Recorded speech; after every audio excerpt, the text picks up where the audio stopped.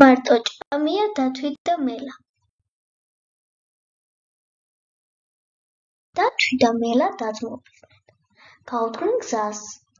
გავიდნენ ერთ მინდორზე. დათვმა დაინახა ცხვრის ფარა და მელიას უთხრა: მელიაკო, თუ შეიძლება ერთი ცხვარი მომიყვანე. მელიამ უთხრა: როდესაც მივამ წყემსად მე გამომეკიდებიან დასაჭერად. შეგვი ცხვარი მოიტაცებ, მაგრამ უჩემოდ არ შეჭრა.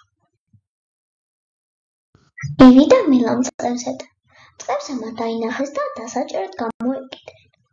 ამ დროს მიირბინა დათვმა და ერთი ცხვარი მოიტაცა. ერთხანს უცადა მელას, მაგრამ ის არ საჭიროდა. ბოლოს ადგა და ცხვარი მარტომ შეძა. ცოტა ხნის შემდეგ მოვიდა მელა და ხედა ცხვარი აღარ იყო.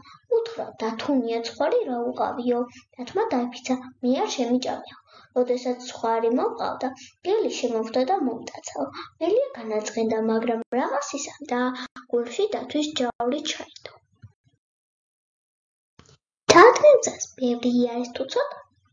მელიამ დაინახა, რომ ერთ გზას ცხვრის გონი მიწაზე დავდგა და გვერდით კი აბანგი გაუვარდავს. მელიამ დათვს უთხრა: წადი იმ ხესთან, ქონს არიგებენ და ჭამეო. გახარებული დათვი გაიცა. ორი ფეხი ხაფანგში ჩადგა და ქონს ჭამა დაუჭა. ამ დროს ხაფანგი დაიხურა და დათვი შიგ მოიქცა. კმაყოფილი მელა კი არხენად გაუდგა გზას.